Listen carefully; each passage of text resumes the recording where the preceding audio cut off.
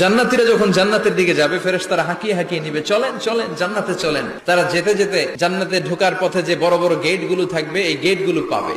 এই গেট গুলো এত সুন্দর ডিজাইন করা, অসাধারণ ভালো।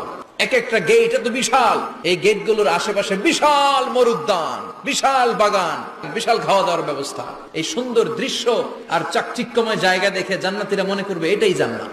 জান্নাতীরা বসে ওখানে খাওয়া দাওয়া শুরু করে দেবে। ফেরেশতারা বলবে এটা জান্নাত না, এটা তো জান্নাতের গেট।